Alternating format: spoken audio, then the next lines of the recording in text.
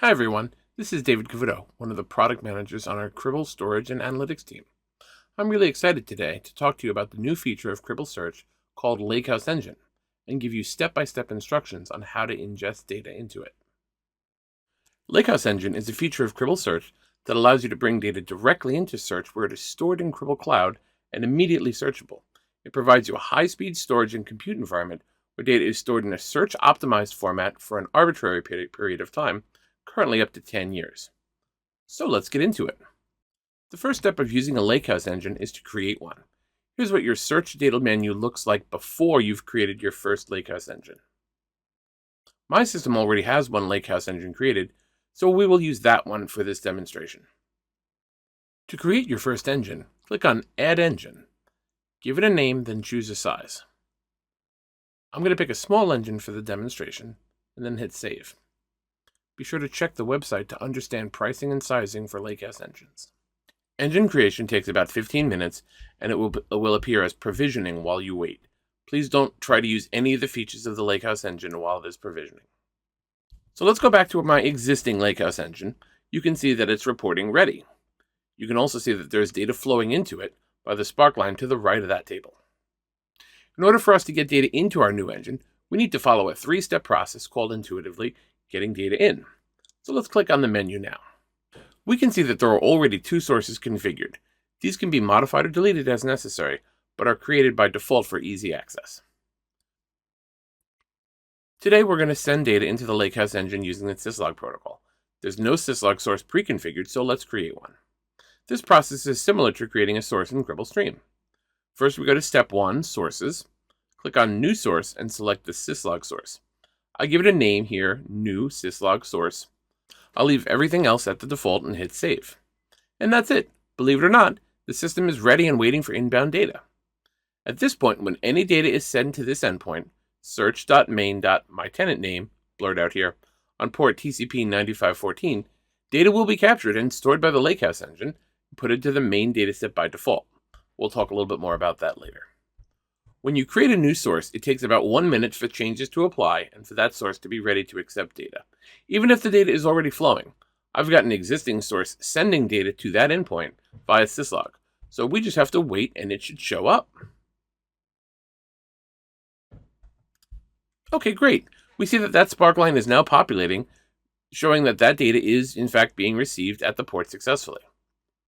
One of the new features of this Lakehouse engine is the ability to provide a live data monitor of the inbound data stream at different points in the ingestion process. We can click on live data and I can apply the source filter in New Syslog Source. I'm going to hit Capture and there it is. We can see fields that are captured from the data and any system fields generated automatically by the source. These will vary from source to source, and we can use some of them in later steps. By the way, any field prefaced with a double underscore will not be stored in the Lakehouse engine, but can be used in the filtering process in the second and third step. I'll close this window here and move on to Step 2.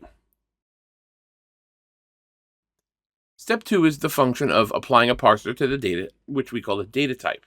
In the past, this has been a largely manual process, somewhat error-prone and certainly time-consuming.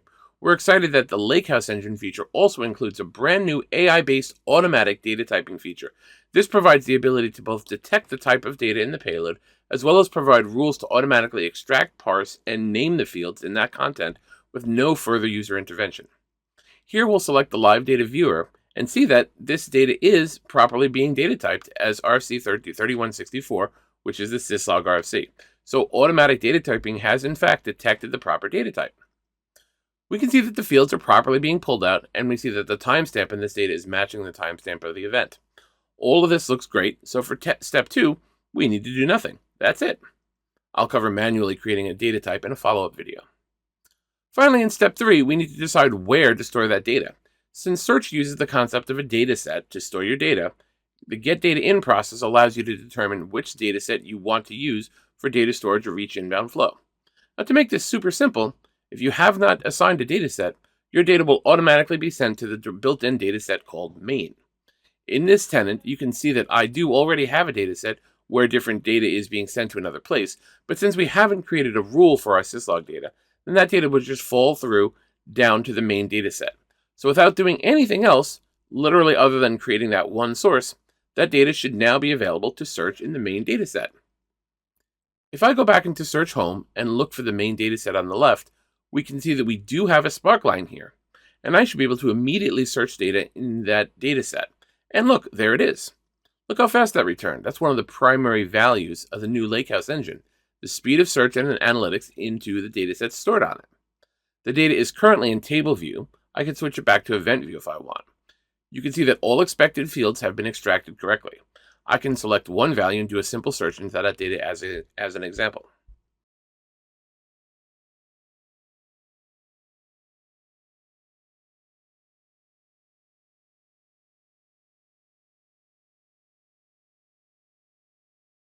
Now that this data is in a Lakehouse engine, I can treat this data like any other dataset in search, but with extremely fast search response. And that's all it takes to get data into Cribl Search with the new Lakehouse engine feature. Thanks for listening, and keep an eye out for part 2 where I show you how to customize the dataset and the data type. Take care and happy searching. This is part 2 of a multi-part video series on the new Cribl Lakehouse engine. If you haven't watched the first video, I suggest you start there since we're building on what was already done. In the first part, we covered the basics on how to create a source, stream data into it, observe events from the live data viewer, see the events be automatically data typed and parsed, and finally stored persistently in the main dataset. We also showed the impressive performance of searching into that dataset on the Lakehouse engine. In this video, we'll show how to create a custom dataset and a custom data type and apply both to our inbound data stream. Now that we've got the data flowing into the main dataset, let's explore how to create a custom dataset for this specific data flow. Note that you can have many different types of data in a single dataset, so you don't need one dataset for every data type. To create a dataset, we go to Data, Datasets, and then select New Dataset. Notice that a search dataset is selected by default, which is automatically created on a Lakehouse engine. You'll be prompted for the retention and to choose the engine on which that dataset will be created and stored. For this demonstration, let's set the retention to 15 days. Then we have to choose a Lakehouse engine, but since we have only one, called small_engine, this one is chosen by default. Let's give this dataset a name, here syslog dataset, and then hit save. Now that we have a dataset, we need to send the inbound data flow to that specific dataset in the Get Data step 3. To do that, we need to create a dataset rule. Click on Create Dataset Rule to create a new rule. Let's give it a name, Send syslog data to dataset. For the moment, I'm just going to put a wildcard asterisk in the KQL expression and choose my desired syslog_dataset. What we'd like to use here in the KQL expression in step 3 is the data type name. Since that's set in step 2, we need to capture the exact string to match. So let's quickly look at the live data viewer and find the string by filtering on the syslog source where we know the data is coming in. Although we could use the input ID to filter in step 3, a good practice is to use the input ID only in step 2 and then the data type primarily in step 3. Let's copy the exact value for the data type from the live data viewer, then go back and edit my dataset rule. Editing the Kusto expression, I can paste and then edit my data type string to say data type equals syslog_rfc3164 in quotes and hit OK. And then I'm going to hit save on the data type rules screen, making the rules active. Well, we can see now, right from the spark lines, that all the syslog data is going to main.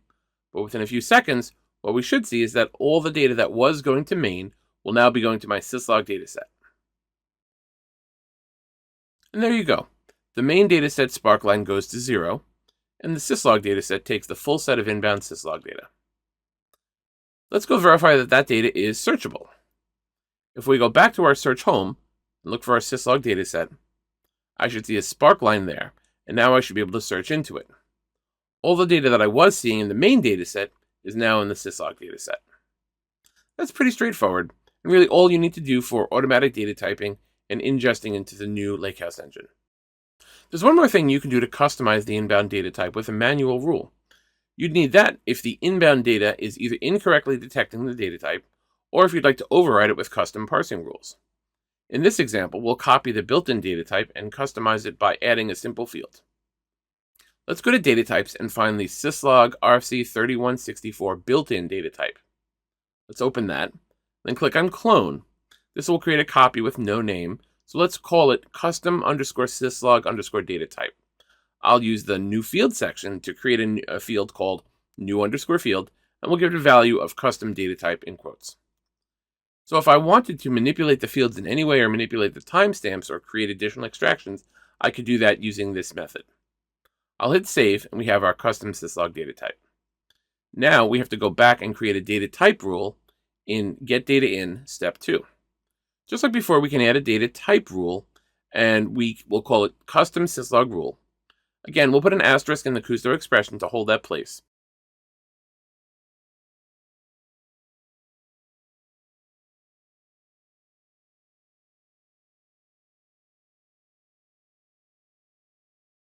Doing a quick live data view, we see the exact string used by the source, so we can highlight and copy that string.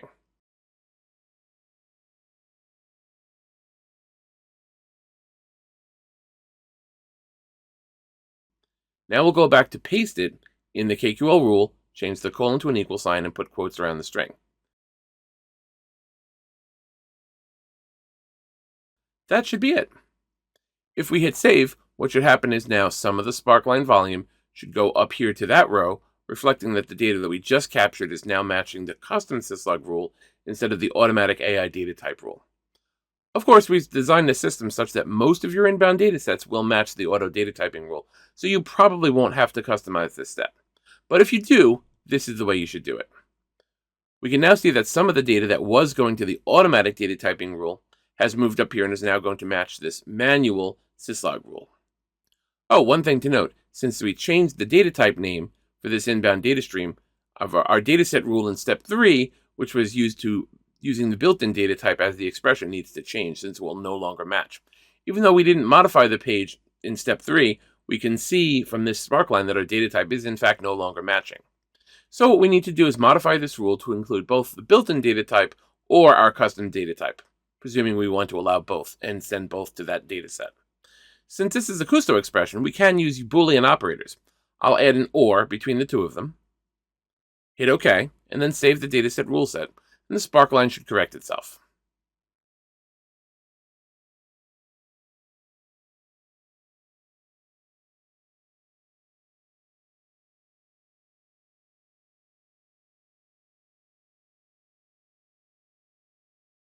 Alright, we see that the sparkline has in fact moved back. Let's take a quick look at live data to make sure that the data looks the way we expect at this point. Everything does look like we expect, including the new data type and data set mappings. Also notice the new field that we had created called new_field with the value custom_data type, as we suggested. Finally, we should check that all of this works in search. Let's go back to search home and search through this syslog_dataset again. We can see that the data again returns very quickly. All fields are parsed to the top level. Our custom data type is used, and the new_field that we created is in fact present in the data.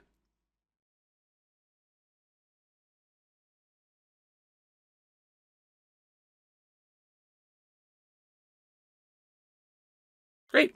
So that's the end of part 2, getting your data in, of the new Lakehouse engine in Cribl Search. Thanks so much. Take care and happy searching.